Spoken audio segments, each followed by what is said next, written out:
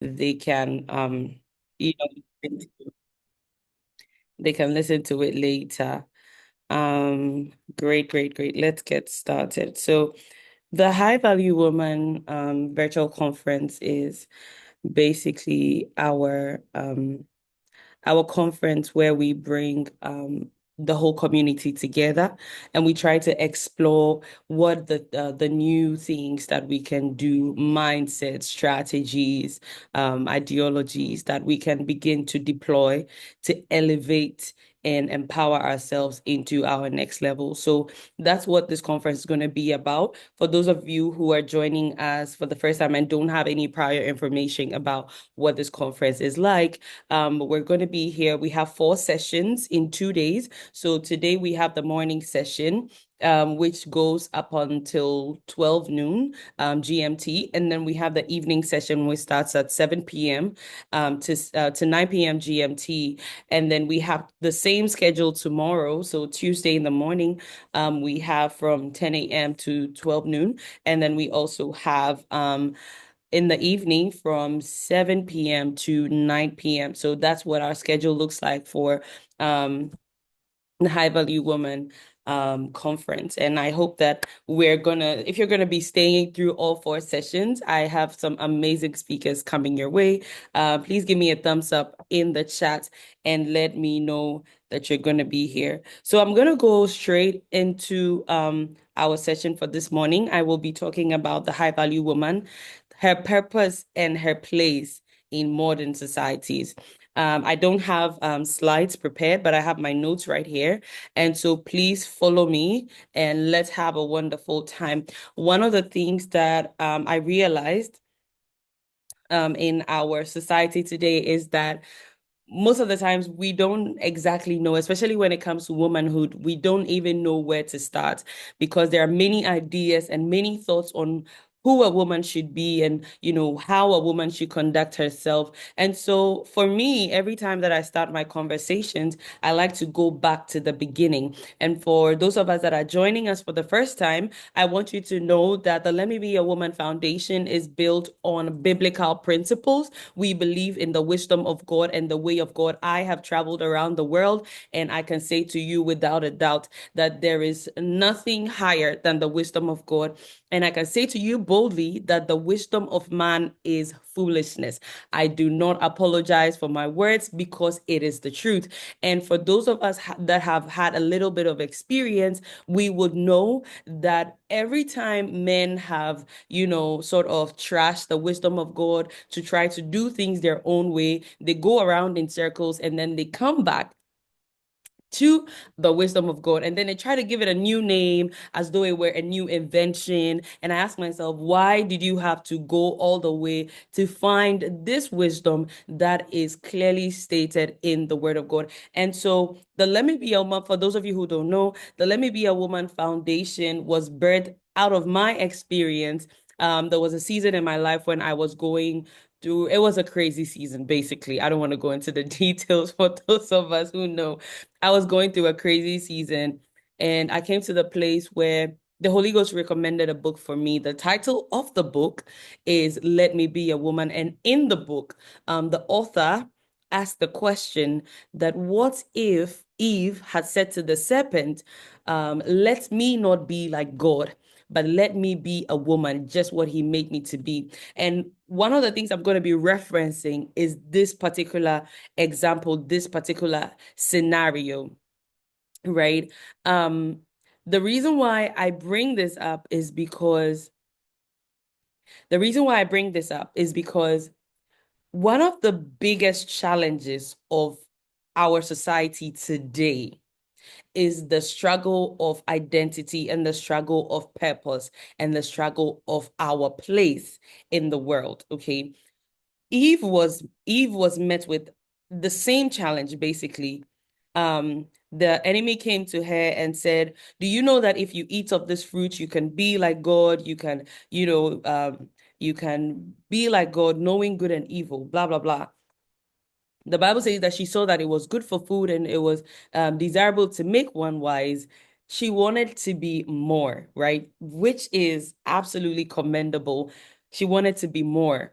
So she decided, okay, well, let me go for this fruit and then try to see, what comes out of it. And well, we're all aware of what came out of it.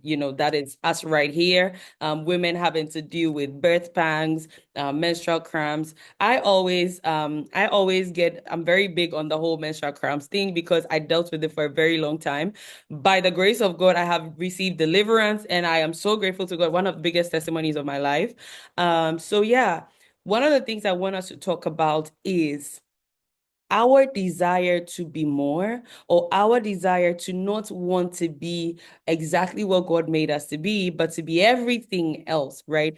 And I know that the world gives us all these narratives about what we can be and what we can do and what we should be and all of that. But I want to assure you that there is not a better place to be than to be right where God made you to be. Okay. So I'm excited to share with you. We're talking about the high value woman, her purpose, and her place in modern society. And the theme for this year's conference is living fully, leading boldly. Living fully, leading boldly. Somebody type in the chat for me to see living fully, leading boldly. So, the first thing I want to talk about is the high value woman. The high value woman. Who is she? Right? Who is the high value woman? And I'm sure when you hear, I need us to run this poll really quickly. When you heard the high value woman, what was one word that came to mind when you heard the high value woman? When you hear high value woman, high value woman, high value woman, what's the one word that comes to mind when you hear the high value woman? Type it in the chat and let me see what you have in mind. When you hear the high value woman, what are the first few words that come to mind? What are the first few words that come to mind? Okay, somebody said audacious, successful, knowledge. Okay, okay. I love that. Can I have some more? Somebody said self-aware. Great. Mami, say hi, baby. Michelle said worth. Um, um, Someone, I believe that's Lori. I'm not sure. She says good woman. Potria says a woman of capacity and influence. Sayram says a distinct woman. Tracy says a virtuous woman. Hi, Lori. Mamisi said excellence. Farida, wow, I love this word. She said an asset, an asset, an asset. Abigail says a woman of substance. Fantastic. So, we have all these ideas of what the high value woman is supposed to be, or who she's supposed to be, what she's supposed to look like. And I want us to go into that today. Now, when we talk about value, basically, we're talking about the level of satisfaction that a product, a service, or a person delivers based on their promise. So when I say the promise, this is what I mean. Supposing you went out to buy a pencil, right? And then a pencil, you're needing a pencil to do something, and then you go out to get a pencil, and then you come and try to write, and then now it's giving you ink, right? It's writing all right, but it's giving you ink. Do you think that that experience is giving value? Because there was a purpose for which reason you needed the pencil, and there was a promise the pencil gave by saying that a pencil is a writing device that comes with lead that can be erased, right? And so when you're writing with a pencil, there is an expectation. You expect that if I write and I make a mistake, I can easily wipe it off with an eraser, right? So perhaps you had an eraser, you needed a pencil, and then you go get if you can hear me, if you can continue to hear me, give me a 111 in the comments. I need to know that I am still connected and you can hear me. Okay, so the pencil is supposed to be something that you write with that you can easily erase, right? But now you go get this pencil and then you're writing and it's giving you ink that you cannot erase with your eraser. So you'd probably have to get like a correction fluid or something else. Do you think that that experience is a value experience? Are you getting the value for your purchase? Are you getting the value for your purchase? I want you to answer me in the chat. I need to know if you feel like this experience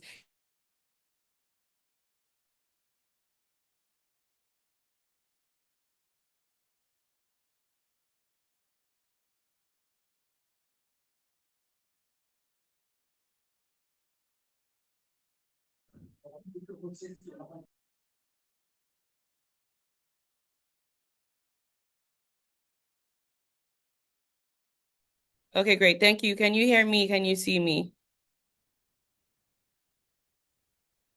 Thanks, Christina. All right, fantastic. Let's continue from where we stopped. Nothing's gonna stop us today. Okay, so I was talking about the pencil experience.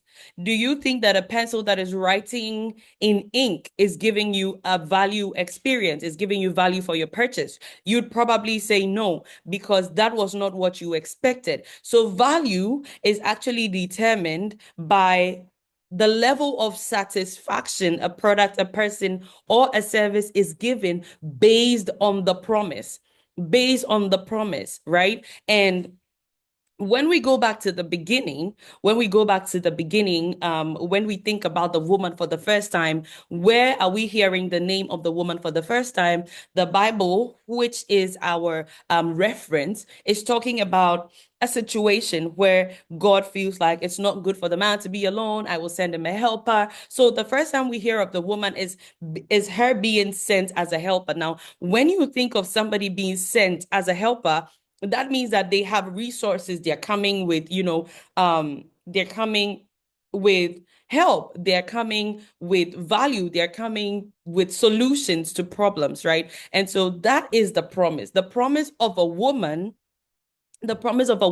is somebody who, when is added to a person, to a situation, to a company, to a room, to any place she finds herself, she comes with help. Okay. So the high value woman is basically a woman that has the solutions and the help that are required for the places in which she finds herself, for the places in which God places her. Okay. So if you are found in the place of a CEO or as a business leader, being high value means that you're able to deliver on the promise of the expectations of a business leader, right? If you're found in the home, being high value suggests that your addition to the home is making the home what a home should be, right? That is what a high value woman is. And so a high value woman is everything we mentioned and more. The most important factor of the high value woman is that she is delivering satisfaction based on the promise.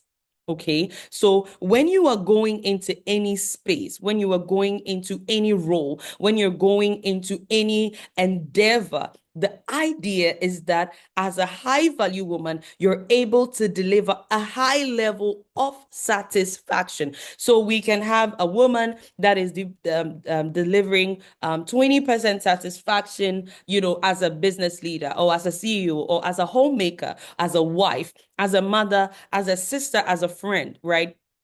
Her value is 20%. Now, that woman is delivering value, all right, but she could deliver more. She could be more, right? And so in that situation, we would say that she is not being high value. Right now, in the next situation, we can find another woman that is also delivering like 80% results. She is delivering about 95%, 70% satisfaction in the role that she finds herself. That is a woman that is high value. And I'm sure that when we all experience a high value woman, we know there is that let me give this example. So when I was in primary school, very chaotic young lady, very confused, never had anything together. But there were these, different girls in school that always had. Have you ever seen those girls that always have like a pencil case that has a pen, two pencils, maybe two pens, two pencils. They have a ruler, they have a sharpener, they have a white handkerchief, that they're always put together. They have all the textbooks that they need in class. They have everything together. Have you ever experienced those girls? Like when we were in primary school, those people are who I will call high value. And they have somebody said they have a spare rag to clean their shoe. They have pocket tissue. Like these are people that come prepared. They have all the resources they need to thrive as a student, right? They have all their books intact. They always, when the teacher comes to class and says, I'm taking the homework that I gave for yesterday. They are the first to submit it. They're always delivering. They're always delivering. That is what we call high value. That is what we call high value. Okay. These are students, and in the context of being a student, they are delivering 100% satisfaction on being a student, right? So that is what we call high value. Now, when we see a woman that enters a room, right? A woman that enters the room and is prepared and has, the skills and the competence that it takes to function within the space that she's been called into, we know something in us just testifies that this woman is high value because of the feedback, because of the results that we're getting, because of, how much satisfaction we're getting from her person, from her presence, from her delivery, right? It makes us know that this person is high value. Now, why does it even matter? Why does it even matter for us to talk about this? It matters because per being high value is first determined by purpose, like I said before. And having purpose means that there is meaning in every action, decision that you take. Your relationships are aligned with your God-given assignment, and you're not just about beauty, you're not just about vibes. You're not just about, what you want to call it. You're not just about what feels good or what is trendy today. You're about being intentional and fulfilling the reason why I'm here, being able to deliver on that satisfaction, on that promise of your person, right? So that's what we're talking about. Now, one of the things that I find very critical, the reason why I am doing this very first session before we go into all the other three sections, which is going to be talking about how to overcome fear and limiting beliefs. We're going to talk about how to make your feet go into places they've never been before. We're also going to be talking about the mindsets and strategies of a high value woman. But what I am doing today is I'm laying the foundation for what it means to be a high value woman, so that in the case of all of these other things that come together to make a woman a high value woman, you don't miss what the basic foundation is. Now, in modern society, most women struggle with identity and direction. Let me explain that to you. Have you ever felt like, okay, oh, now everybody is going on social media, everybody is doing videos, everybody's doing reels, everybody's doing funny. I remember 2020 when TikTok came, not even when TikTok came, but when the lockdown and everything happened and everybody was jumping on TikTok and, creating funny videos, and everybody wanted to be on TikTok. Being a high value woman in that situation is understanding, your purpose and knowing, if I go to TikTok right now, what is the purpose? Why am I going to TikTok? It determines for me how I show up on TikTok. I don't just go on TikTok and show up anyhow on TikTok because everybody's going on TikTok, right? So what makes a high value woman is that she understands her identity and she understands her direction. She's not confused about where she's going, who she is, or what she's supposed to do. She's not confused about that. And I always say to the ladies in my community that, you see, everything that is created has a purpose. And the purpose of a thing is not determined by the thing.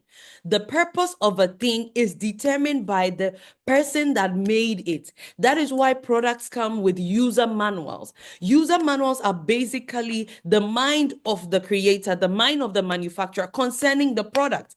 The purpose of the product is not even determined by the users of the product. The purpose of the product is determined by the creators of the product. And that is why, as a woman, if you do not have a relationship with God, if you don't know God, and if you cannot communicate with him to even understand what he had in mind when he was making you, you have a fundamental problem. And I recommend knowing God to you because it has been the key. You see, most of the times when we get into conferences like this, there is a temptation to say, and I did this and I did that and I did that. And, this is what got me to where I've gotten to. And I will be very honest with you. I am a woman that is lost without Jesus.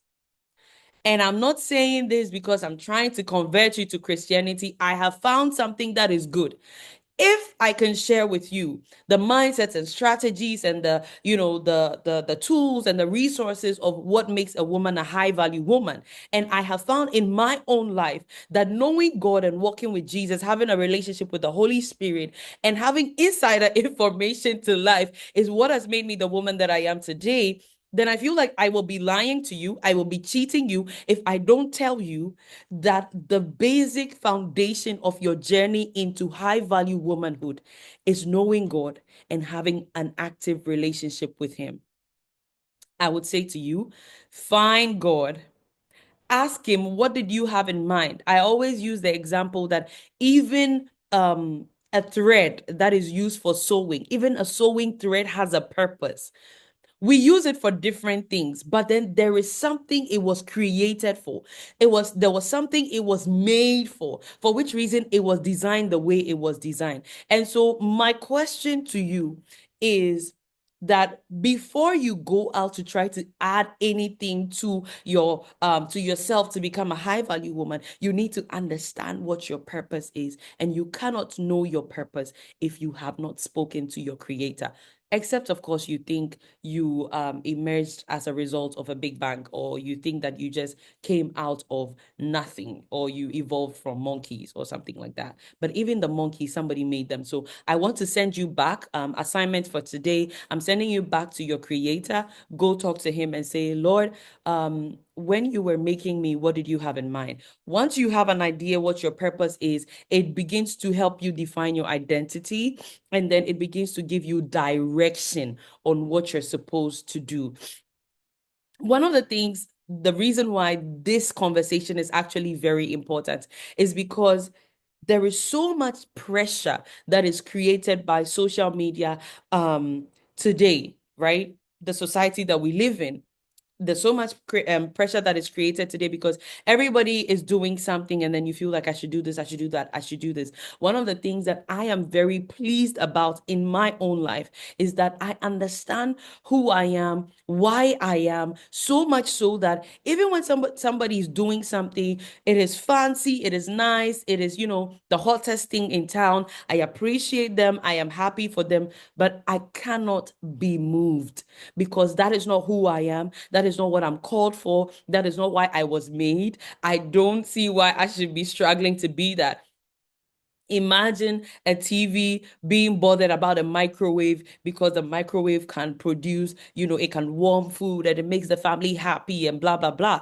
If I wanted to be a microwave, if I was a TV, I would be struggling to be what I was not made to be. I was not designed that way. I don't have the features and the details to be that thing. But all I have to do is to wait for the family to be ready to watch something entertaining, and they're going to put me on. And then I have my opportunity to shine. I have my moment to shine. I don't have to be a microwave because it's the time for the family to eat. I just need to remain what I was made to be and just make sure that I'm functioning right. My cables are working. Everything about me is functioning. And when it is my time, when it is time for me to shine, nobody can take that away from me. Okay. So that's the first thing. Now, I'm hoping that we can understand that and we can keep that in mind so that when you see people doing things and, functioning in certain ways, it doesn't bother you. It doesn't make you worried or anything. Okay. Now, I want to highlight a few functions or how women have played a role in the development of history. Now, one of the very biggest examples that I'm going to give you is the woman of God, Eve. right? I know that most of the time she's bastardized because of the mistake that she made, but that is also an example of the power that you carry as a woman, as an example of the influence that you carry as a woman. You have power, and so your actions are consequential. Okay, your actions are consequential. Now, Eve made one decision which spiraled the whole of creation into a certain direction. I want to make the example of Sarah. Sarah was supposed to receive a promised child. At some point, she felt like, is it going to come? Is it not going to come? She made a decision, and then she spoke to her husband. Her husband went into her servant, got a child from Hagar, and till today, we are still suffering the consequences of that action. And these examples make me ask myself, what decisions are we taking today that are going to ripple down hundreds and thousands of years after we're gone? What decision are you taking as a woman today? What decision are you taking as an individual today that is going to affect generations after you?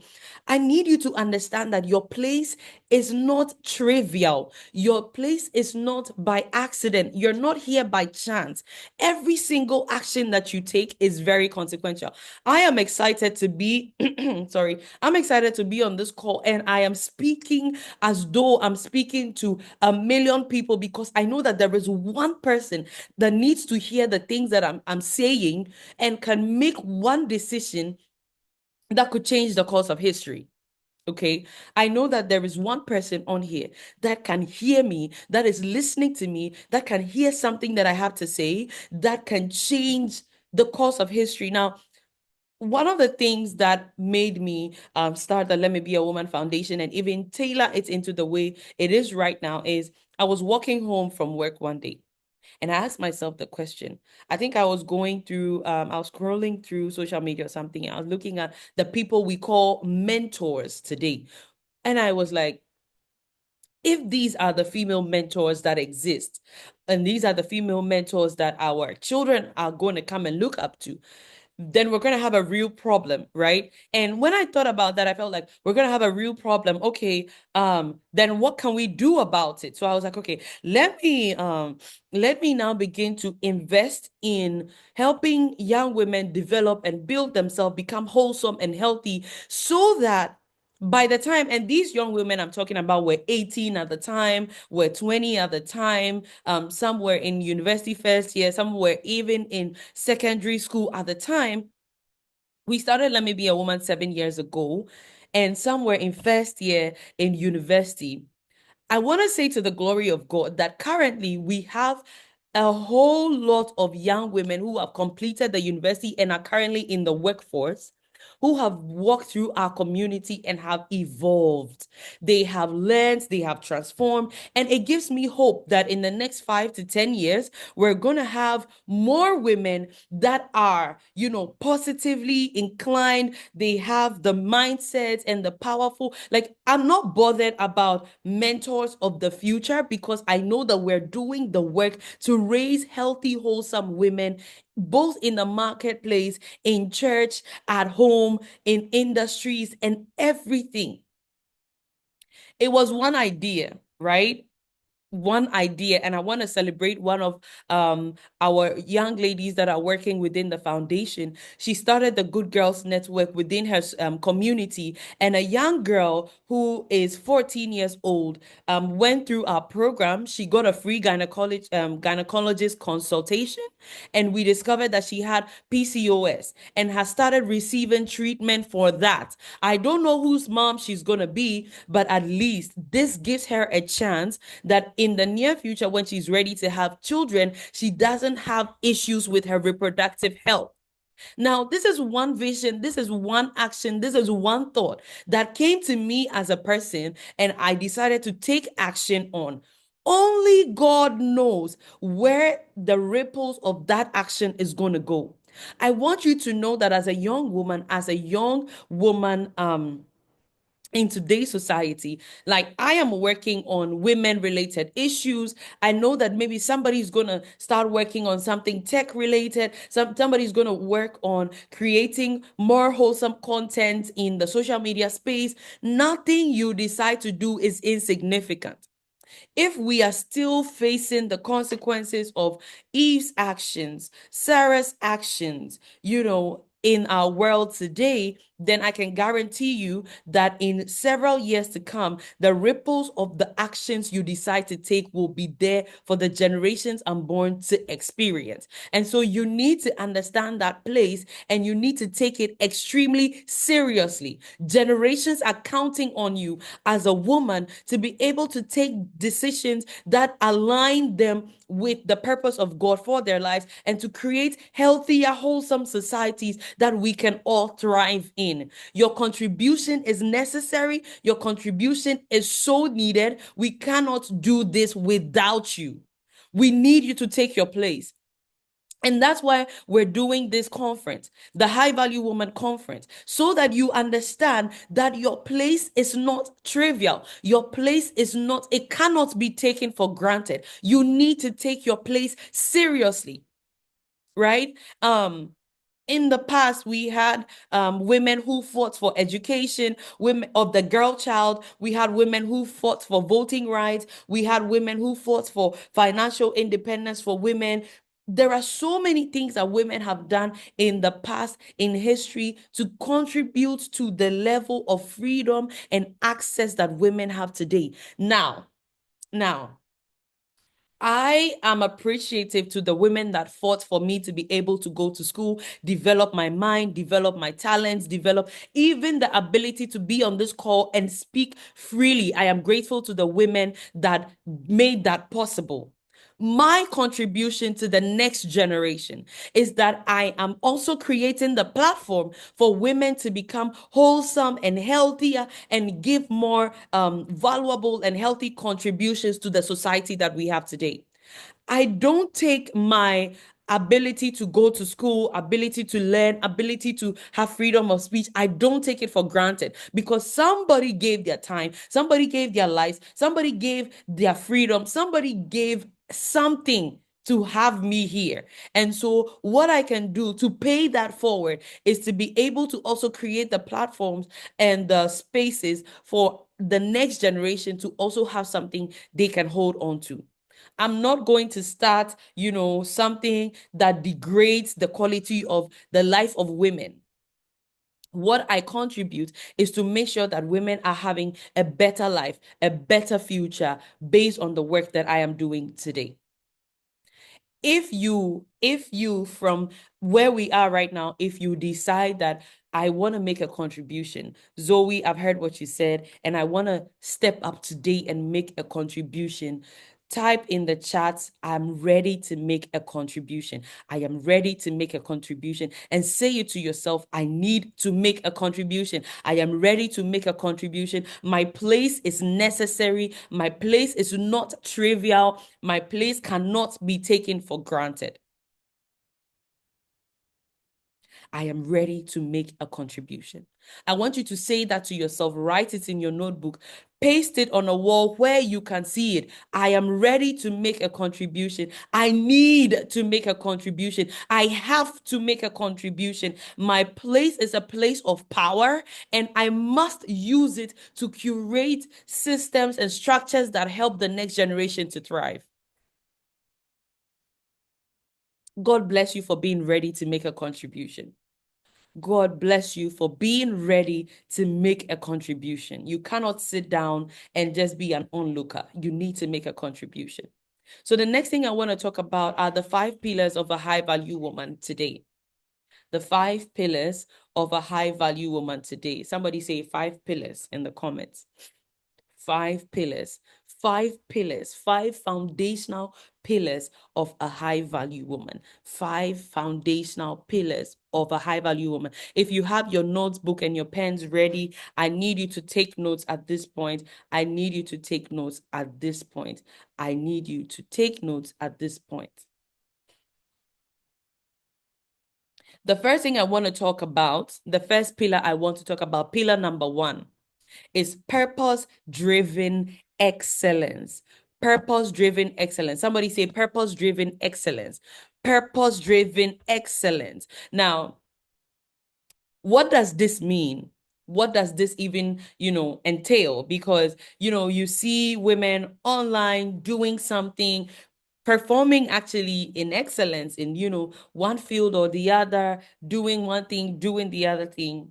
One of the things that is most devastating for me, imagine this scenario right now, okay? You have a blender in your kitchen that can blend food and make your whole cooking process very easy, very, time saving. And then, you think that, well, this looks like a very big cup, right? So every time you enter your kitchen and you need something to fetch water, you just use your blender and then you pour water in it and then you just go and pour it out. And then, it's doing a great job, right? It's doing a fantastic job because every time you need like a big cup or a container to hold water, this blender comes through for you, actually. Then somebody comes to your house and sees the thing you're doing and they're like, wait, what? And then maybe you have to grind, pepper, or you have to grind something, you have to blend something, and then you're actually using your hand, you're doing it manually, but you have this blender, this very nice, let me say, this very nice ninja blender that has such power and can do so much, and all you're using it to do is just fetch water because it looks like a very big cup for you. And it's serving the purpose. It's serving the purpose. I mean, when you need to fetch water, it does the work, right? But then when you need to blend something, you don't consider it because all you are thinking about is, oh, I can just grind it. I can just, do it manually. We could say that the blender is an excellent device, excellent water carrier. But is it a purpose-driven excellence? Is it functioning in the place where it should? Is it functioning, according to the potential, according to the purpose of the blender? So somebody might come to your kitchen and be completely shocked and completely like surprised at what you're doing because you're not using it to the best of its ability. Now, the place of purpose-driven excellence is the place of living with intention and impact, right? A high-value woman doesn't just exist. She operates with intention. She operates with intention. And you see, the source of all your intention is your purpose. Is understanding that this is what I was made for. This is how I was designed. And so this is what I should do. Right now, your purpose is what gives you direction. Your purpose gives direction to your skills, talents, and resources. So, like I was talking about the blender, you see, the blender has, the cup function. It can, carry water and all of that. But because you know that the purpose is not for holding water, it gives direction to how it should be used. Okay. So you're beautiful, you have fantastic features, you have a great voice, blah, blah, blah. You have all these gifts and all that. You're very relatable, people friendly. Everybody likes to talk to you, blah, blah, blah, blah, blah, right? Question is, how do you use these gifts and talents, these skills and resources that you have received to achieve excellence? The main underlying factor that you would need will be understanding the purpose. Once you have the purpose, once you know that the blender is used for, blending and grinding and food processing and blah, blah, blah. When you enter your kitchen and you need to do something that is food processing related, the first thing that comes to your mind is going for the blender. You know how to use it, you know how to operate it and everything, and it works perfectly for you. So the question is, Nora, what are your skills, your talents, and your giftings? What are the gifts you have? What are the skills you have? What are the resources that you have been given? Once you're able to identify that, the next question will be, what is the purpose? Why am I here? What am I here for? And then the next question will be, how do I deploy these gifts, talents, and resources in the achievement of this purpose? Right? That is what leads you to purpose-driven excellence. That is what leads you to purpose-driven excellence. Excellence is not about perfection. It's not about always getting it right, because that is a problem some of us have faced. That it's like you're thinking, well, if it has to be done, it has to be done well, right? And so because you feel like, well, I don't have this, I don't have that, I can't do this, I can't do that, you never start. You never even give it a try, and you're sitting on the fence. Excellence is not about perfection. It's about consistently showing up as your best self in every season. It's about consistently being able to deploy your gift, talents, resources in the best ability, in the best of your ability per season. Right? So in this season, this is how much you have developed your gift, your talent. Now, this is what it can do. That is what you should deploy them in doing. If you need to study a little more, if you need to develop or sharpen your gifts a little more, do that. But currently, what can it do? How can you deploy the gifts and talents that you have in the execution of the purpose that you know that you have or you have been created for, right? So that's what I want you to think about. The question I want you to think about is, how can I deploy my gifts, my talents, my resources in the achievement of the purpose for which I was created? How can I deploy my gifts, my resources, my talents in the achievement of the purpose for which I was created? And the second question is, how can I do that excellently at this season, in this season of my life? How can I do that excellently? What is the best way I can do that in this season of my life? Because there are different seasons of your life, right? There are seasons of your life where you have access, you have money, you have, this, you have that. And when I started Let Me Be a Woman, it was a WhatsApp group, right? And we didn't do a lot of outreaches. We didn't do a lot of, programs and projects and everything, because we didn't have the resources and we didn't have the capacity. But we had our online community programs where every day we had something we were discussing, answering questions, accountability, partnership. Those were the things we could do at the time with the resources and the gifts and the talents that we had at the time. That was what we could do. We did not need to aspire, like we didn't need to be bothered about what other people were doing in the season. In 2019, if you had joined our community 2018, 2019, we would have, Knowing Me, Knowing You, where we would have one of our members coming up and talking about herself, what she does. And then if we could patronize her, we would patronize her. Those were the things we could do at the time. This year, that is like 7 years after, that time, we have the resources, we have the contacts, we have the room, the space, the membership, and we're going to Nigeria for a conference.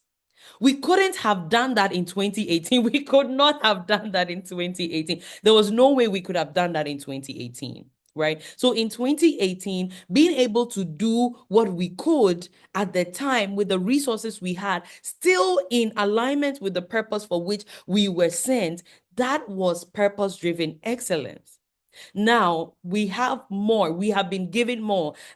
We have been giving more resources. We have been given more exposure. We have been given more experience. It is time to go bigger, go higher, increase. That is purpose-driven excellence, right? This is us going in the same direction that we have been called to go based on our purpose. But now we are looking at how best can we deploy the resources, the talents, the gifts that we have been given in this season of our lives as a foundation, as a community. So that's what I want you to think about right now. What are the gifts and talents that I have, and how can I deploy them in the service of the purpose that I have been created for? And the next thing is, what is the best way I can use those gifts and talents in the service of my purpose in this season of my life? That is how you get started. Now, the next thing I want to talk about, pillar number 2, is strategic thinking and systems. Strategic thinking and systems. Working smarter and not just harder. Now, this is important because one of the biggest challenges of many women is, especially in this time and this, generation, we get so busy, we have so much going on. I remember when I came back from the US, my dad asked me whether I was gonna get a job, right? I have a master's in international hospitality business management. And for most people, when you travel outside the country, you come back, it's like, oh, you need to get a job, you need to do this, you need to do that. I'm like, I live in Accra. If you know anything about living in Accra, I can promise you that a lot of people in Accra are actually paying to work instead of working to get paid. Because living in Accra is so expensive that if you're not being strategic about how you live, if you're thinking, oh, I just need to get a job, I just need to, when people ask you what you do, you say, oh, I work in so and so facility, I work in so and so place, I work in so and so place. It feels like a great thing. It feels like a cool thing. But have you considered how much it costs you to actually work and the ROI you are getting from that work, right? I sat down, did the calculation, and I realized it's not worth it. It's not worth it. I do consultation for companies and businesses, and I don't have to go to work every day, right? I move from my house when I have to, when it is absolutely necessary. And that could be for each company once in a month, right? And I could do online meetings and I don't have to move from my house, and I'm still making impact. I'm still delivering on my promise. I am still delivering on my purpose, and I am still making maximum impact without having to put myself through so much. You need to begin to ask yourself, what daily habits and structures do you have in place to support your own growth, right? The things that you're doing, are they as profitable as they should be? If you're spending 1 hour in a certain endeavor, is it paying back? Is it paying back and more the cost of what it is taking you to spend on that endeavor? Some of us are in relationships that are costing us. It's like you're in a relationship, a friendship, right? You have a friend that you're dealing with. And as a high value woman, that friendship should be adding to you. It should become a space where you are learning from, you are growing from, you are developing from, you are able to share, you are able to help, you are able to impact. But this is a friendship that is eating you up. This is a friendship where you never get correction. This is a friendship where you're always being, told, oh, oh, you're so special, you're so good, blah, blah, blah. And then they turn around and then they speak evil about you. They never tell you the truth because they're afraid of your face, right? That friendship is not paying you back in value what you are giving to that relationship. And that is an unhealthy relationship. It is not worth it, right? And in that way, you're not building an active system. Some of you have relationships, and all your relationships, you are the highest person in the relationship. You are the most connected person in the relationship. You are the most valuable person in the relationship. Every time there's a conversation, you are the only one who has the final say. You're like, everyone around you is less than you. You need to understand that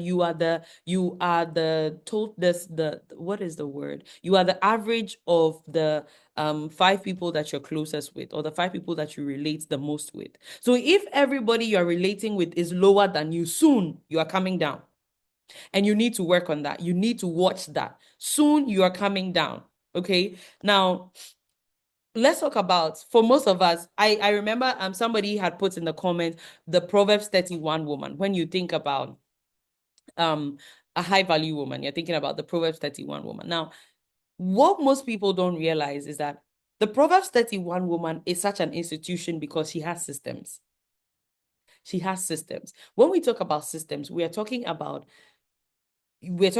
tools, resources, schedules. We're talking about anything that you put in place to make the delivery of your assignment, of your purpose easier.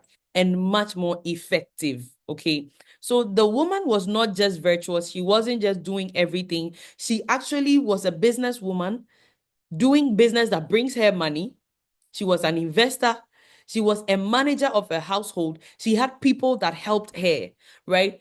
One of the things that we have, sometimes when we think about womanhood, it feels so tiring because we feel like we have to do everything and we have to give out so much and we have to do so much. But sometimes you have to learn to delegate. You have to learn to be able to give some of the work out. You have to be able to learn to let other people take charge of things that are not, especially when you're a business owner. There are certain tasks that, you know, if they are not things that you are super good at, and if there are things that other people can do and do faster than you and do easier than you, and it can free up time on your schedule, you should definitely delegate. You should definitely give it to other people to do and just supervise, right? Just make sure that they're doing it the right way, they're doing it the way you want it. That would come with training, but it is absolutely necessary that you create the right systems, right? Now, if you don't rise, if you don't rise to the level of your dreams. You see, you have all these dreams, you have all these. One of the biggest things that is a challenge within our community that I'm giving you the key to right now. So let me be a good woman. If you're here, let me see you in the comment section. Drop an emoji or something. Let me see you. I'm giving you a key. So one of the things that we do within our community is read a book a month. Okay. Read a book a month. Now, a lot of people struggle to read a book a month because they don't have systems that allow them to do that. So you are thinking, oh, I will read a book. I will read. You tell yourself that I'm going to read day 1, day 2, day 3, day 15, day 24, day 30. The month has come to an end. You couldn't read. Why? Because you don't have systems in place that force you to read. Most of the times, when your character fails, when your emotions fails, your systems must be able to keep you, right? And that is a perfect system that you can use in a day. How to read a book a month is making sure that you read 30 minutes, before you sleep. And you will be surprised how far it takes you. Like, one of the things that is very key is, before I go to bed, I put my phone away, right? Put my phone away. I will pick a book and read till I fall asleep. Or I would um I would set a time. Like, I give myself, okay, I have this set time that I want to read. And when I sit down to read, I read this number of chapters per sitting, right? If I've not finished those chapters, I'm not getting up, right? Those are things that you put in place to help you to be able to achieve the goals that you set. If you cannot have these systems in place, you will not be able to achieve any goal that you said. We're going to have this conversation, have high value woman conference for the next couple days. Our speakers are going to say so many things, and then you're going to think, oh, well, I could do this, I could do this, I could do that. But if you don't put a system in place, it's not going to work. It's not going to work. You don't rise to the level of your dreams, you rise to the level of your systems. Because I'm telling you for a fact that you're going to wake up one day that you have scheduled to read a book and you don't feel like reading. But if you know that I'm going to bed, naturally, what I do is that I'm going to read 30 minutes before I sleep. You just have to pick the book and read. You're not doing it because you feel like it. You're doing it because you've set it as a system and you are committed to going by that system. And for most of us, we say, oh, I feel like I have a problem with consistency. No, you don't. You don't have a problem with consistency because guess what? You brush your teeth every single morning. You take a bath every single morning without being told to do so. So you don't have a problem with consistency. You don't. Is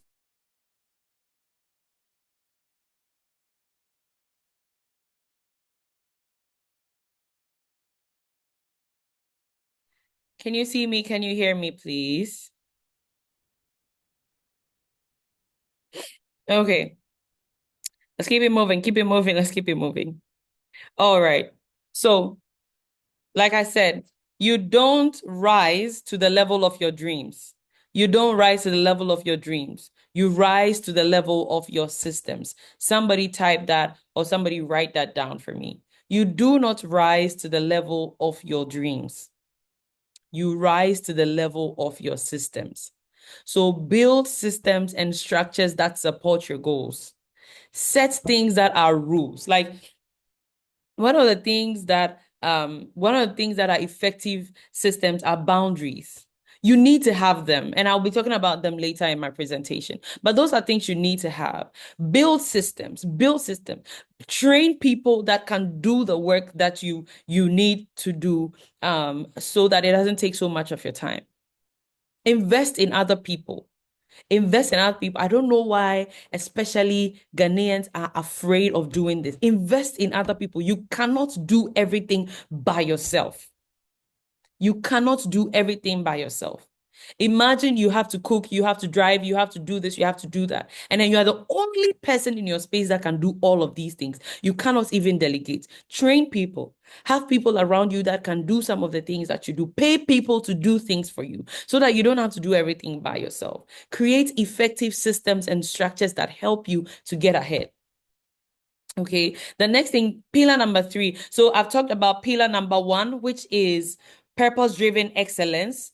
Pillar number 2, which is systems and structures that help you to achieve your goal. And I want to talk about pillar number 3, which is emotional and spiritual strength. Emotional and spiritual strength. Mastering the inner life. Now, I want to share a story with you. When I was 24, don't think you know where this is going. This is not about spending 17 years of my life in relationships. This is not about that. When I was 24, I came to a conclusion that, the life that I live. So I used to be this kind of person where I don't want to take responsibility for myself. Not that I didn't want to, I didn't know how to. And I would be so confused and I was very emotionally boisterous. Like I was always crying or always sad about something. And I used to tell sad stories a lot. I would tell a sad story about everything. It's like every day I have something that is going wrong that I need to tell. Every time I spend time with my mentors, I would tell, this went wrong and I this, that. And it's like every time I had a sad story to tell. And one of the days I realized that, you see, when you're always telling sad stories, the only good that can come out of it is that people will pity you. That's not even good. People will pity you a lot, but the consequences of the life, the pain that you go through, the experiences that you have, everything that you experience, you are the one person that deals with it. So one of the days I was sitting down in my room and it occurred to me that, you know what? I talk to these people about my issues, I'm kind of when these people like make it like it's like when I need to take a decision, I want to know this person's mind. I want to know what this person thinks. I'm thinking this person has to, show me what to do or tell me what to do and blah blah blah. And I realized the reason why I would do that is because I was afraid that if I took a decision and something went wrong, it would be my fault. But then at the end of the day, if things went wrong, I was the one person that was experiencing it. I was the one person in my room crying all the time, right? And I was like, this doesn't make sense. If I'm going to be the one person suffering all the consequences of my actions, then I need to be the one person at the helm of all the decisions that I take in my life, right? Of course, in collaboration with the Holy Spirit. So then I stopped, talking to people about like, it's like, I'm going through this or I'm suffering this and I'm doing this. It's like every time I have a sad story, I stopped doing that. I stopped doing that. Antoinette says, Opinion Seekers Association, I resigned. I totally resigned from that. I stopped asking people, what you think, what do you think I should do, blah, blah, blah. Every time I came up, every time I had a problem and I needed to talk to somebody, I would ask myself the question, have I done all that I can do about this situation? If I have not done all that I can do, I will go ahead and do all that I know to do before, if it doesn't work out, I talk to somebody else. Because I realized that there were things I could have done that I was not, doing. And the reason why I was at that place in my life was because I didn't have mastery over my inner life. My thoughts were chaotic. My emotions were always all over the place. I fell in love too easily. And I was a people pleaser. I always wanted people to be, happy with me. And because of that, I always want to ask what people think about this or that. But this is your life. This is your life. You cannot live it wanting people to be happy with you. The one person you need to be happy with you on a daily basis is yourself and your God. Like, you need to be able to get out of that place. Like, you don't need Zoe to be happy with you. It's your life, for crying out loud. Do I know what you're going through when you're in your room? No, I don't. Do I experience your pain with you? No, I don't. So I do not even have like the right to like tell you what to do. I can suggest what you should do based on what I know, based on the knowledge I have acquired, based on what I'm experiencing, blah, blah, blah. But I cannot tell you what to do because it's your life.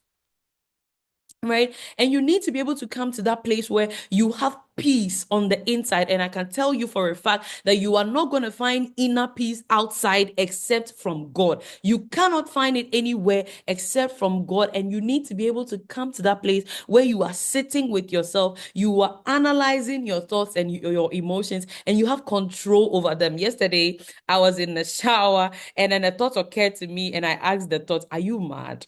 Then I actually said it out loud. So my husband said, "Why, what's going on? Are you talking to someone?" And I was like, "Yeah, it was just a stray thought." And he was like, I know that's right, because those thoughts, that's exactly how to handle them. You need to be able to get a handle of yourself. You need to be able to get a handle of yourself.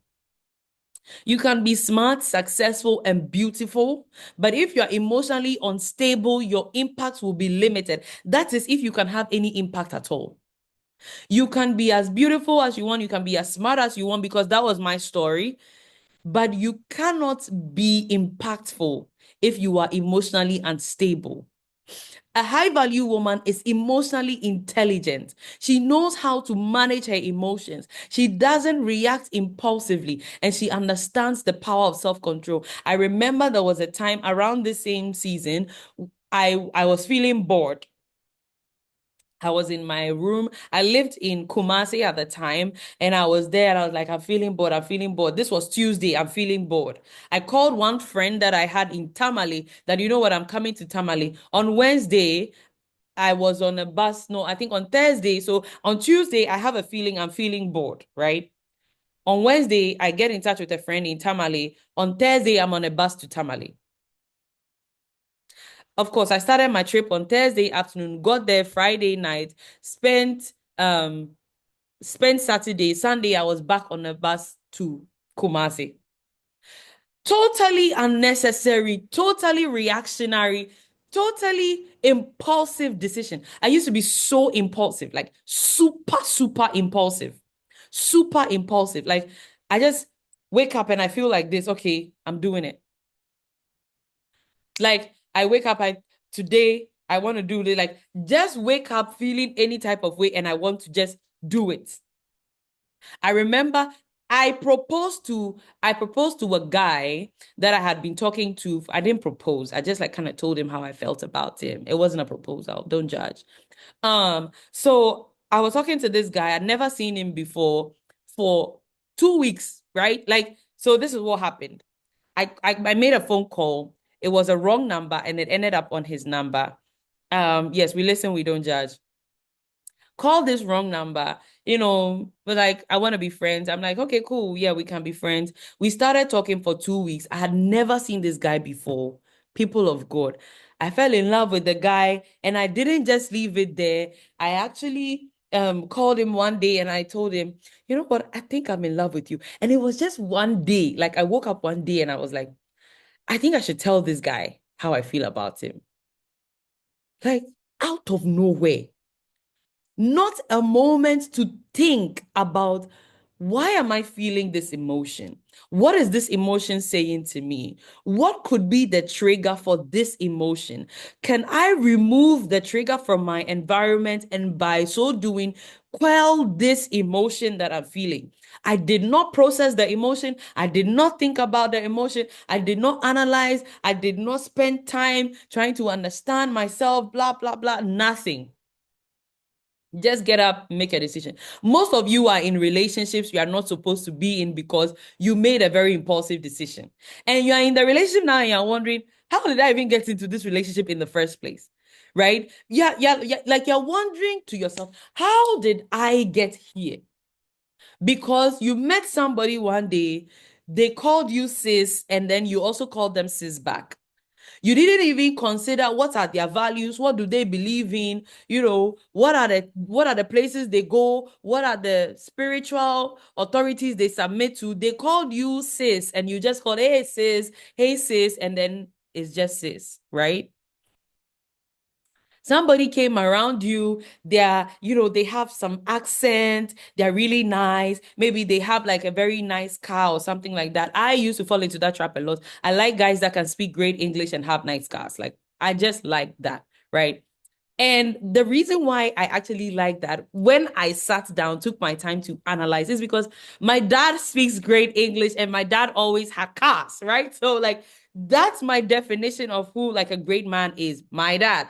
And so every time I met a guy that spoke great English, oh my God, I would crush heavily on them and I wouldn't sit down and think about it, process it. It took several years of self reflection to come to the conclusion that, oh, it's not because I actually like them. It's because they remind me of my dad, right? It's because they remind me of my dad. And so things that became relationships that I shouldn't have even been in were relationships because I didn't have any framework for self-analysis and all of that, right? Now, one of the things that is very striking to me, for those of us who know the Bible story of Ruth, Naomi, and Orpah,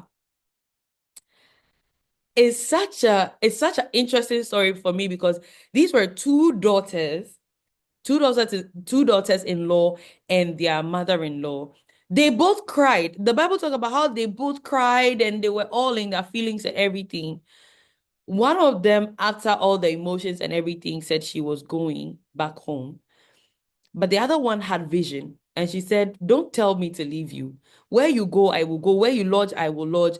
Your people will be my people. Your God will be my God. Because she had a certain spiritual map. She had a certain depth of insight that instructed her so that it wasn't just the emotions. It wasn't just about the crying. It wasn't because she was a mother-in-law. It wasn't because of that. Like, no, it wasn't because of that. This person had insight. This person had direction. And she was like, don't tell me to go back. I will go with you. And the ripple effect of that one decision is that she was found in the lineage of the Messiah. What are the odds? What are the odds that you could take one decision, one vision, purpose, spiritually inspired decision that could set you on the path of destiny? What are the odds? What are the odds? Some of us are making decisions based on our emotions, and those decisions are leading us down certain rabbit holes that we may not be able to get out of. So you want to understand that your emotions are indicators. They are messengers. They come to tell you, they come to give you an information. It's just like when you walk outside your house and then somebody's cooking in their kitchen and you smell the aroma. The aroma is a messenger that, oh, somebody is cooking something really delicious in there. It is not a dictator. Your emotions are indicators, not dictators. When you smell the aroma, you don't have a compulsion, not like something is forcing you. Oh my God, I need to eat some of this stew that this person is preparing. I need to eat some of this food this person is preparing. And then you just barge into their house, barge into their kitchen, and then you start eating the food. Somebody is going to beat you and kill you. If you take a decision like that, somebody's going to beat you and kill you one day. The fact that you are sensing something, the fact that you are feeling an emotion does not mean that it must force you, it must move you into what you must do. Your emotions are messengers. When you feel down, the question is, why am I feeling this way? What's going on with me? Let me think about it. Well, one of the easiest decoders, like when I feel stuck, I feel like it's like I wake up in the morning, I have a schedule, I don't want to follow my schedule. It's like I feel like I'm blocked. I don't know what to do. It's like I can't seem to go forward. One of the biggest message it tells me that you need growth. this is a time for growth. And when I hear you need growth, the first thing I do is I need to find a book. I need to watch a podcast. I need to watch an interview of somebody who has expertise in the area that I feel stuck in. If I'm having, some kind of a difficulty, I think to myself, well, no. So I'm lacking something. I'm lacking a certain knowledge that I need to find. When I'm feeling, have you ever experienced these emotions? Like you're having feelings, but you can't explain what you're feeling, right? It's like I don't know why I'm feeling this way. I don't know why I'm feeling this way. I'm feeling a certain way, but I don't know why I'm feeling this way. Most of the time is because somebody said I'm feeling perhaps. It's because there is something inside that you're not saying, something inside that you're afraid to say. Sometimes the emotion that you are experiencing, you are actually afraid to admit the emotion. And most of the times it happens in relationships. So you have a friend, and in relating with the friend, you're feeling, it's like you have this hold back within, but it's like you're having a hard time vocalizing it. And you feel like sometimes it even shows up as sickness in your body. Sometimes you wake up in the morning, you're having a headache. Sometimes you wake up in the morning with a running stomach. You didn't eat anything bad. You didn't do anything wrong. You ate the normal things that you eat, but you're just having a running stomach. It's because there are things. There are things you need to say. There are things you need to talk about. There are things you need to let go of. Fears you need to address with the word of God and with peace from God that you are not addressing. And because you are not addressing, they are finding ways to come out. It's like that. So those emotions come to you to tell you you need to sit down. You need to sit and you need to think. You need to reflect. You need to answer certain very important questions. So your emotions are messengers. They are indicators. They are not dictators. A woman of value, a woman of high value, will learn her emotions, will learn herself, will know how to decode her emotions, and will be in control of herself. Sometimes you've eaten, you are not hungry, but you feel like eating again. You're not hungry. And it's not like you have a craving. Stop calling it names that it's not. You don't have a craving. It's just because there is something within yourself that you are running away from admitting, and you're trying to eat to sort of eat up the time so you don't have to face whatever it is that you have to face. Why are you stress eating? Right? There's something going on. You have an assignment. There's something you need to face, but it's like you don't have clarity about the assignment. And because you don't have clarity about the assignment, you can't tackle the assignment. And because you're sitting out and doing nothing, you feel like you're wasting time. So you enter your kitchen, try to fix something for yourself to eat. You've already eaten, but you still feel like you need to eat something. So you're going around looking for a snack to eat, and you're just wasting time. The day is wasting away because there is something you need to attend to, and you are not finding the clarity to attend to it. Why are you on TikTok and you spent the last 2 hours on TikTok just scrolling, and learning absolutely nothing, achieving nothing, doing nothing? Why?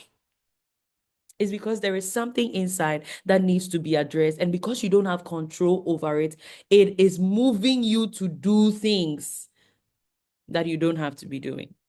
And you're basically just, whenever I catch myself on Instagram, I've scrolled 1, 2, 3, 4, 5. I'm like, what am I here for? What am I doing here? Zoe, what are you doing here? Why are you here? Why have you been here in the last 8, 10 minutes? What exactly are you looking for? What are you looking for? What are you looking for? What are you looking for? What are you looking for? What are you looking for again? What are you looking for? I ask myself until I'm able to admit, okay, I'm sitting down right now. I need to do this. I need to do that. I'm feeling scared about this. I don't think I have clarity about this. Okay, so that's why I'm here. Okay, so this is what I need to do. So go and do it. And then I just get up and I start facing the things I need to face. Right? So don't let your emotions control you. You need to build an internal control mechanism so that when challenges arise, you don't respond from your emotions. You respond from a place of wisdom. When challenges arise, when you feel stuck, it happens a lot. It happens a lot. Like sometimes, some of the times, I feel stuck. And the only thing I need to do is I need to go and sit down, take my writing pad, and write out all the things I know I need to do. Add the timelines of when I need to do them. Write what it is that I need to do them. Like, okay, I need to go here. I need to write this. I need to do this. I need to do this. This is when I need to do this by. Monday in the afternoon, Tuesday in the afternoon, 21st March, 22nd March. This and this and this is what I need to do. Okay, why? What is stopping me from doing this particular thing? Okay, I don't think I understand this assignment very well. Okay, so I need to go back to whoever I need to check back with to make sure that I understand them so that I can come back and do the assignment. Okay, so next action step will be talk to this person, understand that. Okay, I need to do this, write this. Okay, I need to write this. I don't have a clear this Okay, I need to study a little bit. Okay, so read a book on this read maybe 4 chapters of this book, blah blah blah, and then write it down. By the time I'm done, all the feelings that I was feeling, I'm feeling stuck, I'm feeling blocked, I'm feeling all those things just go away, because I have come to a place where I understand myself. And I always say that a lot of people don't like dating themselves, but they want to date other people. But then you forget that the longest relationship you are going to have in your life is the one you have with yourself. You're going to be living with yourself for a very long time. The one person you need to date as often as you can is yourself. When you're dating yourself, you can sit and ask yourself the questions you ask people. Where are you going? What do you want to be in the next 5 years? Oh, okay. So what are the things you do for fun? You sit with people, you've dated 5 to 10 people. You know all the things Kwesi likes, Kobna likes, Jones likes, Sedinam likes. You know all the things they like, but you don't even know the things you like. You don't know the things that set you off. You don't know the things that trigger you. You don't know the things that make you excited. If you had $100 million today, what will you use it for? You don't know. But you are there praying, oh God, give me $100 million. If only I could get $1 million today. You are praying, speaking in big tongues. But if God asks you right now, if you got $1 million, what will you use it for? Give me a list of 10 things in order of priority. What you would use $1 million for today, but you don't know. You don't know, but somebody asks you, oh, tell me about Kwabena. You know everything about Kwabena, where Kwabena went to school, what he did, why he prioritizes the things he prioritizes. You know all the things about everybody else except yourself. Why? Tell me why. So yeah, go on a date with yourself. Go on a date with yourself. Decide that I'm taking myself out for drinks. Go to a restaurant, or you don't even have to go out, please. Go into your room, take a notebook, have a set of questions. You can always DM me. I always have questions to ask. In fact, I should probably write a book with questions that you can ask yourself when you are going on a solo date, when you are going on a self date, right? Ask yourself, what is the one thing that I have done that I'm so proud of? What is the one thing? And let me tell you, when I ask myself these questions, the kind of enlightenment that comes and the kind of peace it gives me, it makes me know how to conduct myself, okay? And it makes me know who I am, so that when I'm relating with other people, I'm confident in myself. One of the things that makes me very confident is the fact that now I feel like I know myself a lot. One of my biggest questions that I love answering is, what is the one thing that I have done in my life that I'm so proud of? The answer that I came to after I thought so much with myself was being able to grow from a woman that is confused and chaotic in her emotions, to be able to be self-controlled, to be spirit-controlled, to be self-regulated, to be able to grow steadily, being able to grow, from the woman that I was into the woman that I am now and continue to be, is something that I'm so proud of myself of. I'm telling you, sometimes I can just post myself on my status and say, Great job, Queen. You are doing fantastic work. Listen, I'm so proud of myself because I know the mess I used to be. And I'm so grateful to God because I know the mess I used to be and I know how far He's brought me now. And apart from being grateful to God, I'm also grateful to myself for actually allowing God to do that work in me. So yeah, I get very excited about myself. Like, oh, I didn't know this before. And I committed to reading a book for 2 hours, for 3 hours. When I find knowledge that changes my life, oh my God, it makes me so happy. And I'm like, this is something that I'm proud of myself for being able to do. But how about you? What is one thing that you have done in your life that you're so proud of yourself for? And then the other question that you could ask yourself is, where am I going? What is the direction of my life? Where do I see myself? One of the things I tell people that the reason why you're dating everybody is because you don't have an idea who you want to date. When you don't have any destination in mind, any road leads there.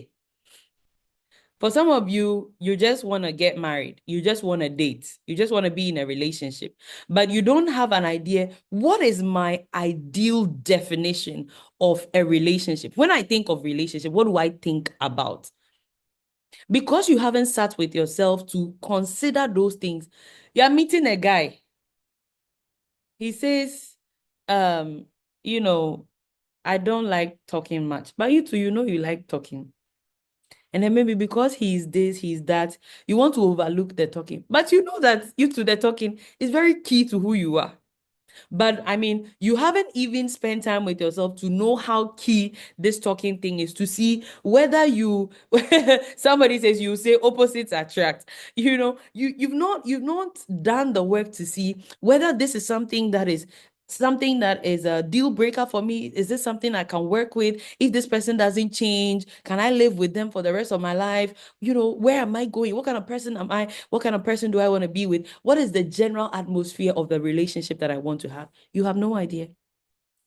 So yeah, I want you to spend time with yourself, knowing yourself, spend time learning and reading and growing in your emotions and in your spiritual stability so that you can have the inner peace it takes to be the high value woman that you want to be.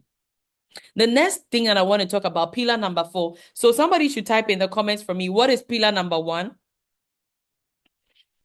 What is pillar number 2? And what is pillar number 3?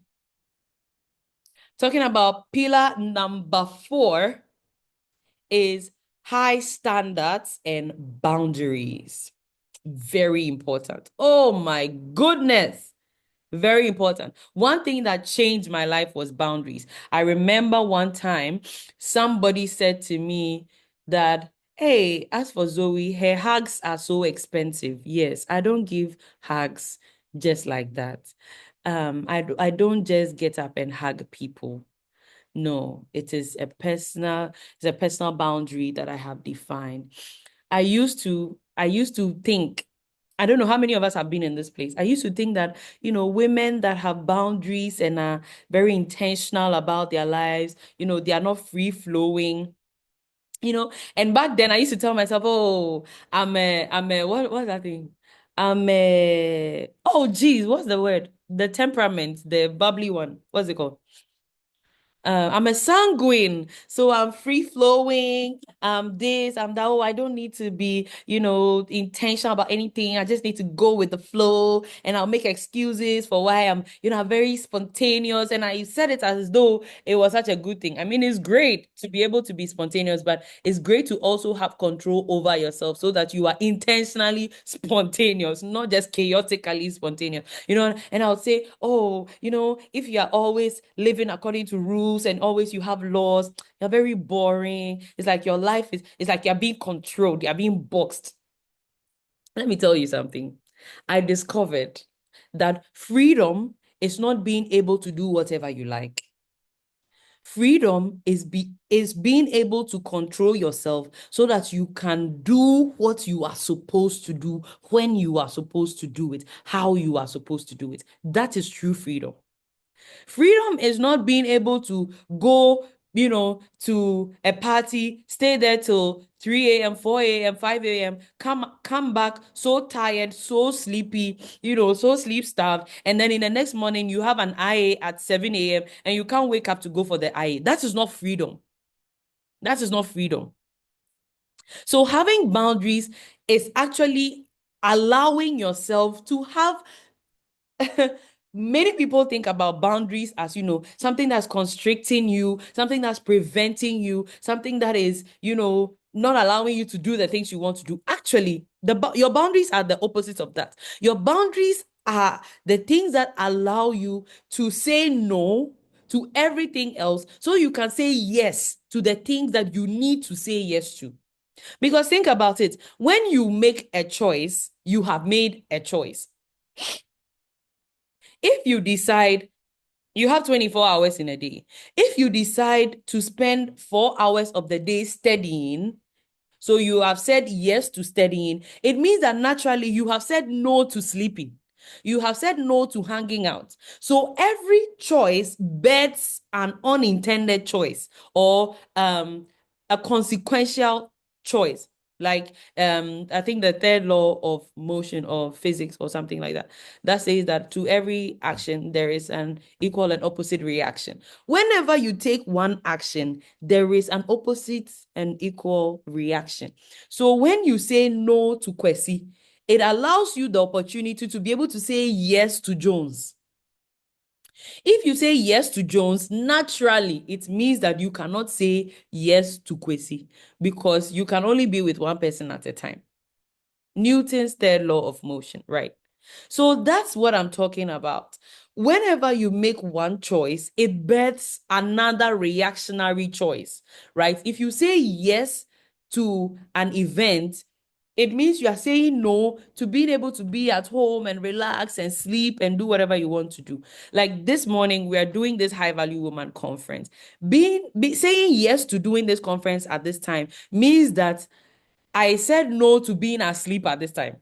And so, regardless of the time I slept last night, I have to be up and I have to be doing this, right? So, your boundaries are basically the things that allow you to say no to the things that are unnecessary so that you can say yes to the things that are necessary, right? So, typical example, one of the things that I used to struggle with was saying no to people. And up till today, a lot of people have a problem saying no to events, saying no to things, saying no. Learn to say no so that you can say yes when you have to. Learn to say no so that you can say yes when you want to, when you have to. When you don't have standards, when you don't have boundaries, it means anything goes.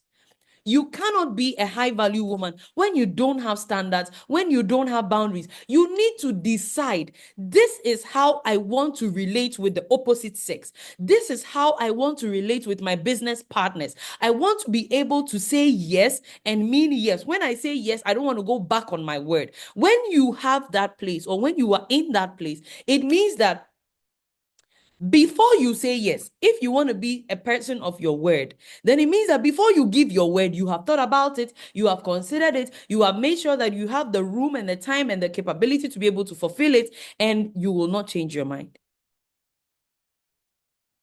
But if you get up and you're saying yes to everything, it means you cannot be a person of your word. That is what standards are for. A woman who values herself doesn't just accept anything. Some of you can't say no to somebody. It was my bane, it was the bane of my life some time back. When a guy proposes to you, you can't say no to him because you don't want him to feel bad. You're trying to be the nice person. And no. Somebody invites you for an event, you can't tell them, oh, unfortunately, I'm sorry, I'm so booked up. I don't have time for this. I will not be able to fulfill this, blah, blah, blah, blah, blah. Are your standards a reflection of your true worth as a woman, or are they shaped by fear and external pressure? Why are you doing the things you do? Why do you choose to hang out in the places where you hang out? Why do you respond to people the way you respond to them? Boundaries are not about pushing people away. It's actually about teaching people how to relate to you. And let's all be honest. If what I'm saying is true, please give me a correct sign emoji. When you can treat people anyhow, you don't value them, true or false? There are people in your life that will take just anything from you. And when you see when you see that they are like that, you don't value them. You don't put a price on their relationship. But there are some people that they won't take anything from you. If you are late, they won't meet with you. If you don't show up on time, they are not going to be there. So you are very conscious. You're very conscious of how you relate with them because they won't take anything from you. Right? And that's how it is. So if you don't want people to take you for granted, set standards, have boundaries. A high value woman knows when to say yes and knows where to say no. She does not entertain environments that diminish her worth. You need to remember this. The last pillar number 5, continuous growth and contribution. This is very important.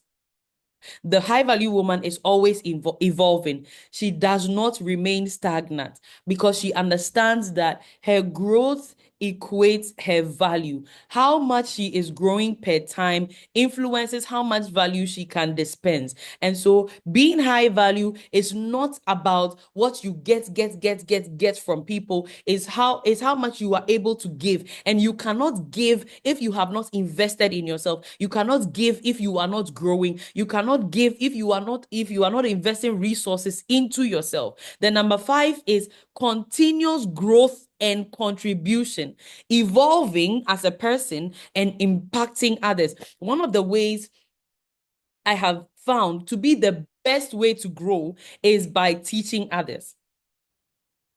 I remember that I grew a lot when I was on my own, in my own corner, doing things by myself. But the moment I started answering people's questions, I started teaching people, I started endeavoring to create space for other people to also grow, I realized that my growth just skyrocketed.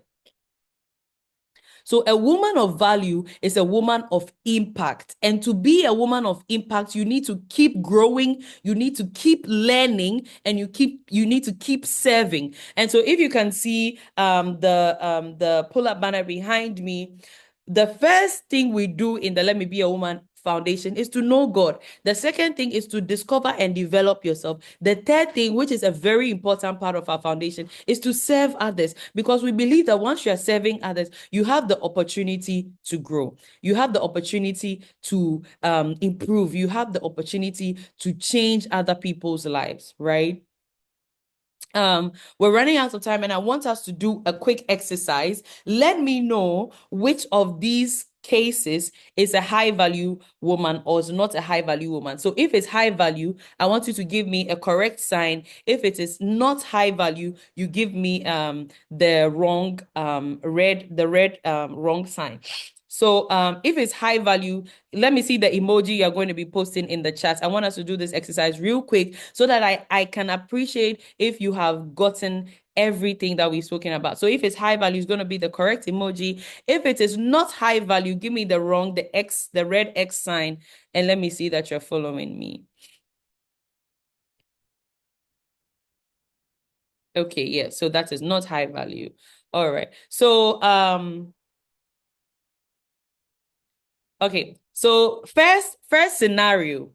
Nadia has a stable job but has decided to take a risk and launch her business. She developed a strong strategy, sought mentors, and built a support system to sustain her growth. Is she high value or not high value? High value or not high value? High value or not high value? Okay, so the response I'm seeing is yes, she is high value. Why? Because she's bold, she's courageous, and she's being strategic. She's not just jumping out of her job into another, into a business without strategy. She's being intentional about her success because she's consulting mentors and she's building a support system to sustain her growth. Okay, so question number 2. Amma is a beautiful young lady, but never says no to anyone. She's always overextending herself for her family, her friends, and colleagues. even when she's exhausted. She's afraid of disappointing people and always avoids conflict. High value or not high value?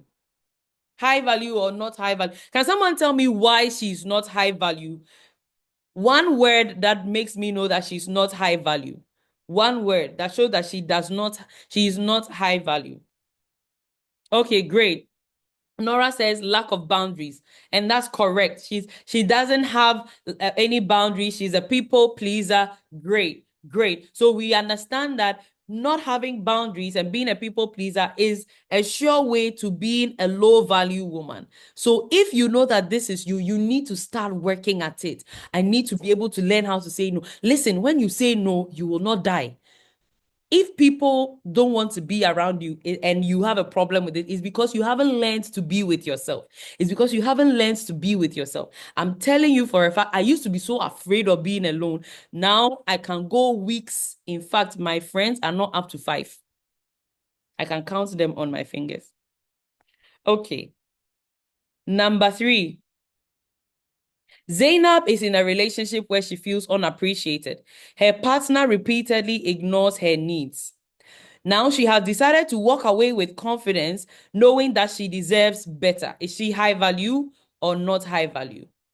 High value, high value, high value, high value, high value. Yes, yes. When you are in a relationship that's not serving you, you should be confident enough to walk away, understanding that you deserve better. And you see, when you stay in relationships that are not good for you, or when you stay in situations that are not good for you, what you are doing is that you are enabling the situation. You are telling the situation that you are okay with it and it can continue. But when you detach yourself from the situation, what you are saying is that I am worth more than this, I deserve more than this, and I'm not staying here for this.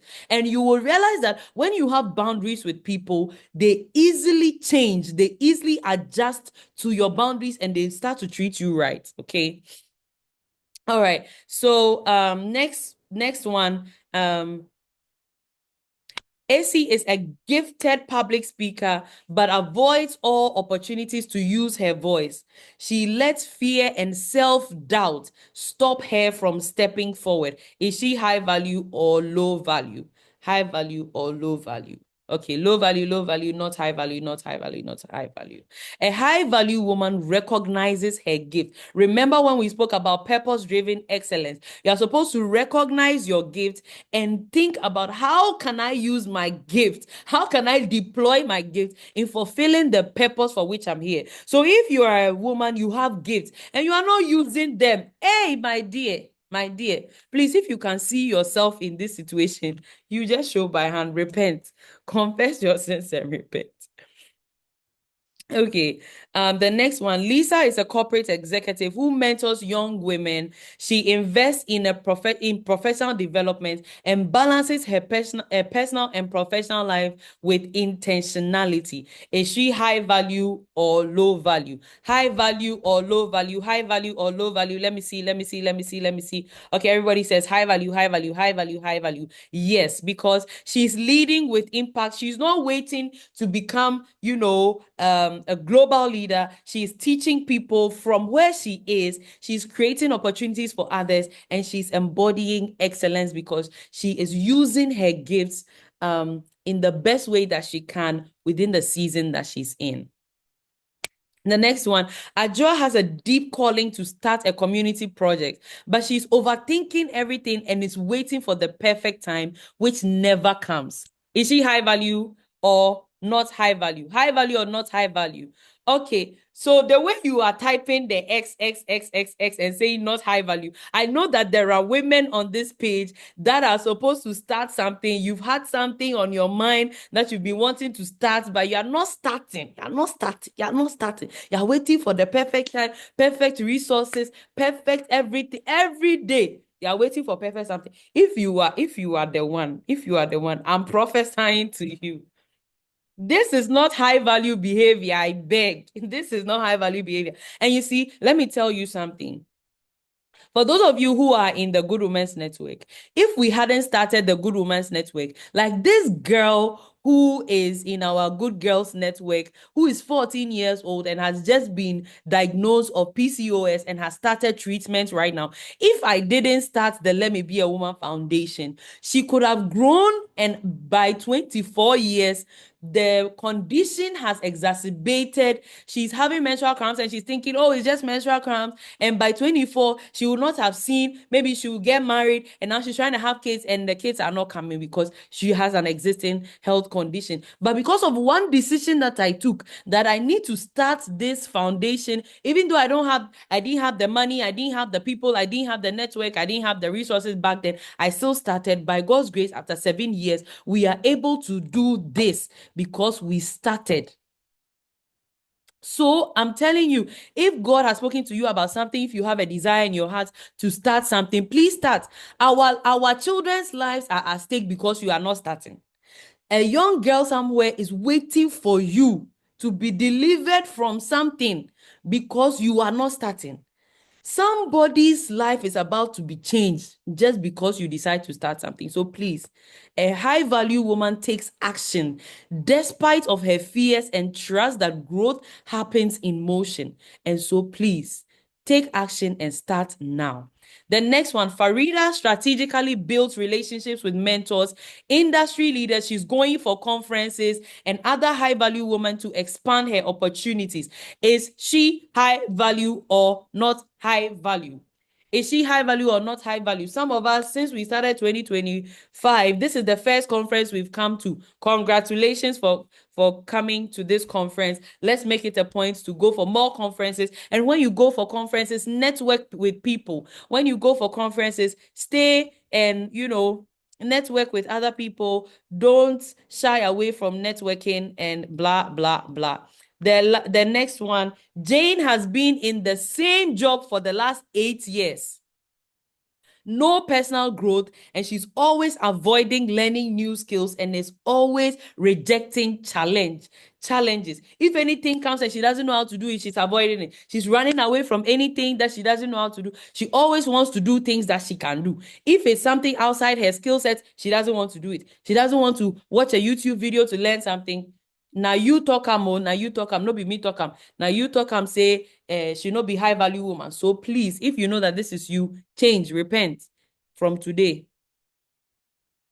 Okay, the last two, and then we're out of here. Sarah consistently gives emotional and financially in her relationship, but her partner never reciprocates. She feels drained, but she stays because she loves him, and she doesn't want to talk about it. She doesn't want to say anything about it because she's afraid. Not high value, not high value, not high value, not high value, not high value.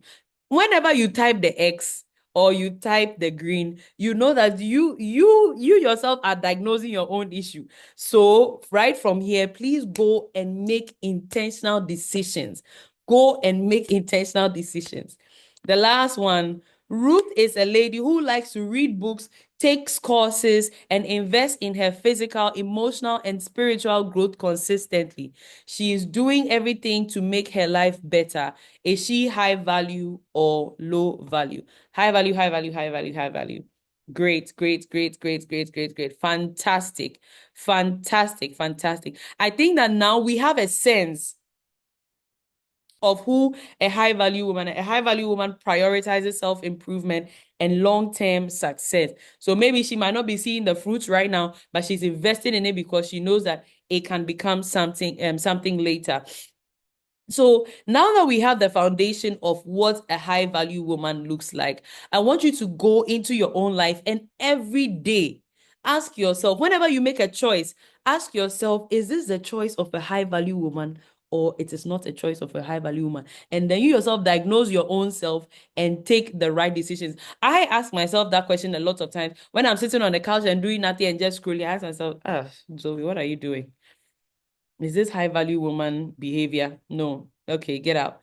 If you have the edge to talk about somebody behind their backs, you're asking yourself, is this high value woman behavior? No. Shut it. right? So thank you so much for coming to this session. Let me know in the comments if this section was a blessing, if you found it valuable. This evening, we're back with my special guest from the UK, Amina Bajabiamila, and she's going to be talking to us about how to let your feet go places you have never been before.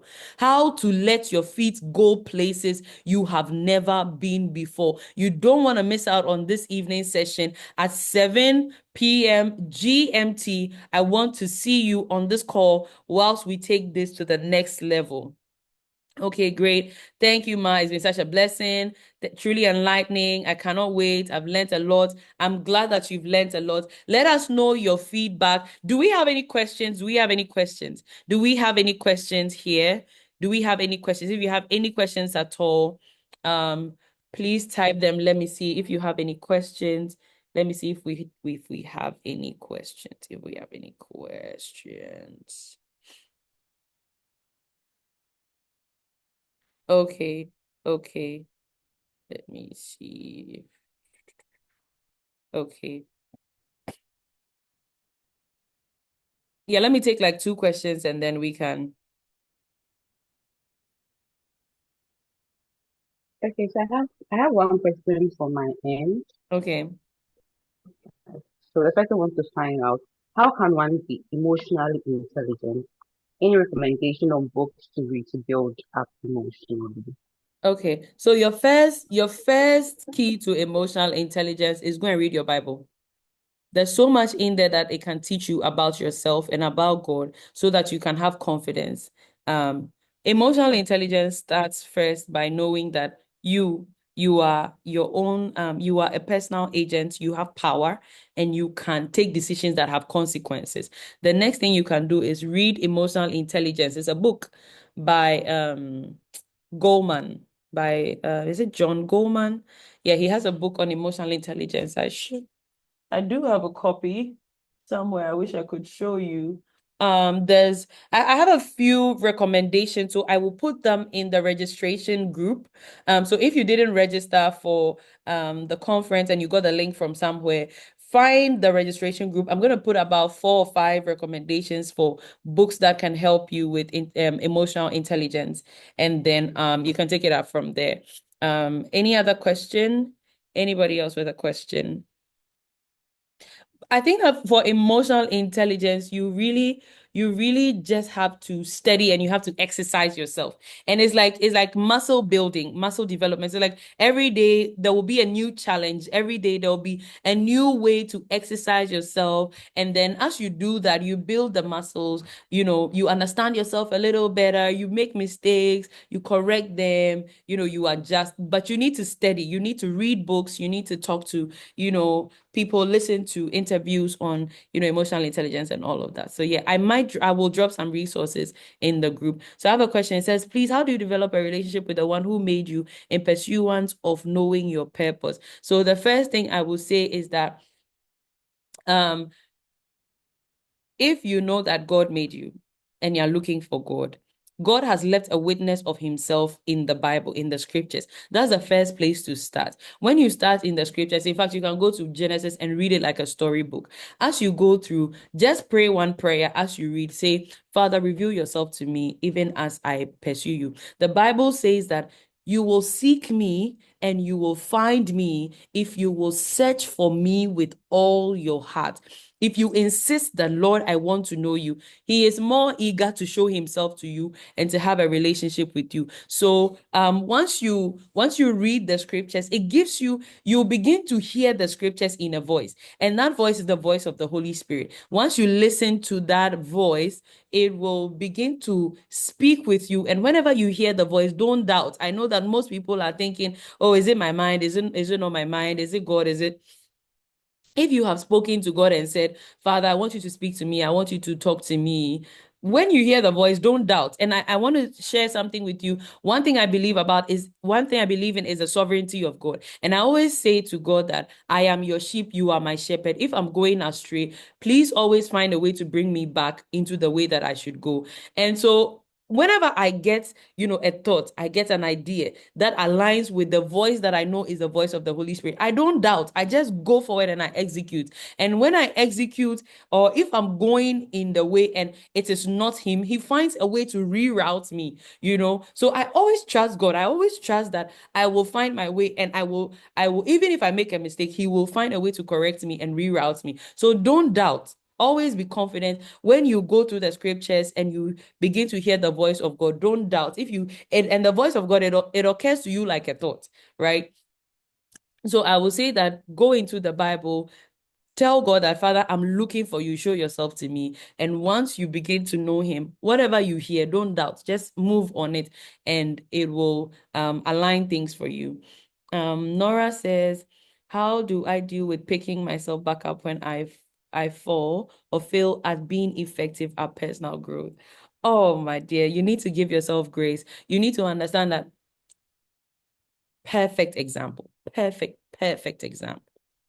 When you have a kid, when you have like a 1-year-old that is learning to walk and they fall down, you see how quick you are to tell them to get back up, because you know that falling down is not the end of the world. You will make mistakes in life, and you need to tell yourself that your mistakes are part of the growth process. Your mistakes are part of the growth process. If you fell down here, stand up and continue from where you left off. Don't like no mistake is the worst mistake is not recovering from the mistake. That is the worst mistake. The worst mistake is not recovering from the mistake. You need to be able to talk to yourself and say, yes, this was where I wanted to go. I wasn't able to get there. This was the mistake I made. How do I get there from where I am right now? So I get up. I don't make a big fuss about the mistake that I have made. Rather, I pursue the goal that is set before me. Do you understand? I don't stress myself about a mistake that I made in the past. I made some very horrible mistakes in the past, and when it was time to pick myself up, like, there are certain mistakes I made when I was growing, right? There was a time I wrote a book, and after I wrote my book, I think I stayed at the same place for a number of years and I wasn't going forward. And I realized, okay, oh no, this is not where I should be. It's taking me too much time to recover from this past success. Immediately, I picked myself up, started learning, started getting resources, getting materials, and just keep pushing forward. The worst mistake is not recovering from your past mistakes. That is the worst mistake. The worst mistake is not recovering from your past mistakes. So that's what I will say to that. Do we have any other question? Nora, does it answer your question, or you feel like there's more? Does it answer your question? You need to not hold yourself hostage. Growth is a process. Imagine a baby saying that, well, because when they tried to walk the first time they fell down, they're not going to stand up again. Imagine a baby saying that. They are never going to learn to walk. But if they can, get up and then keep trying, after some time, um, they're gonna get, um, they're gonna, start learning how to walk. And so let's not do that. Let's not hold ourselves hostage, for the past mistakes that we make. Okay. All right. Do we have any other questions? Do we have any other questions? Okay. So tonight we're going to continue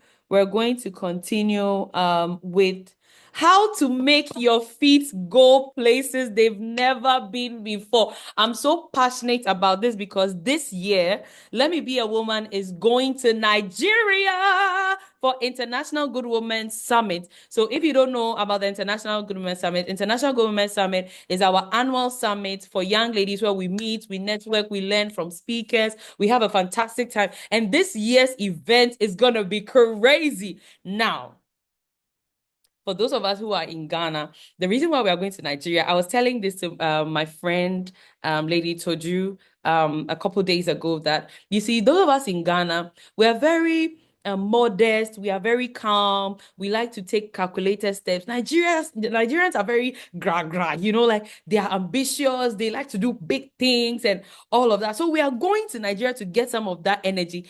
And tonight, the speaker who is coming is a Nigerian based in the UK, and she's going to be teaching us how to let your feet go places they have never been before. So today, I'm coming with my notebook, I'm coming with my pen, I'm coming to take notes because I need to go places I've never been before. We need to break the barriers, we need to be able to open the doors and begin to do bigger things than we have done in the past. So join us tonight at 7 p.m. I hope to see you. Don't be late. We actually have just 99 seats here on Zoom. So if you're late, and tonight is going to be after work, a lot more people are going to be at home and things like that. If you don't come early, you might not get a seat. So please, the call is going to be open by 6:45 or 6:50, so try to get in as soon as you can. God bless you and have a wonderful rest of the day, and see you later tonight.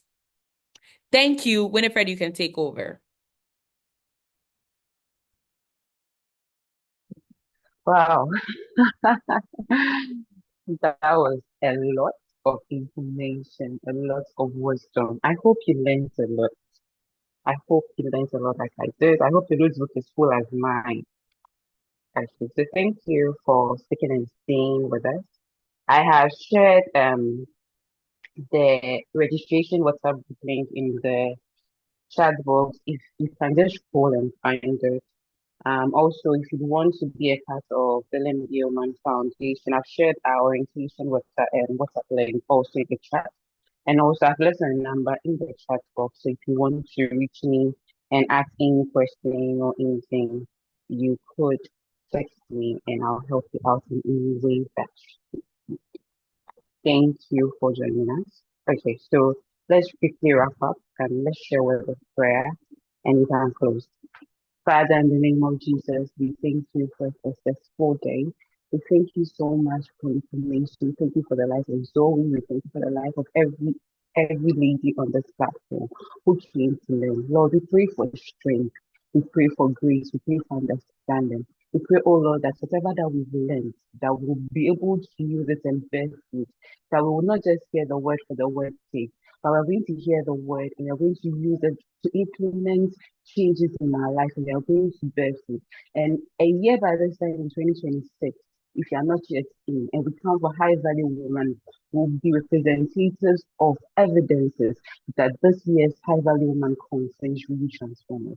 Thank you for helping us in Jesus' name. We pray thanksgiving. Amen. So thank you all for joining us. Please try and come and join us this evening as well at 6:45 or 6:50. I'll share the link and the itinerary on the page as well so that we can all join in. Thank you so much for sticking and staying with us. I'll see you later in the evening. Have a wonderful day ahead. Bye bye.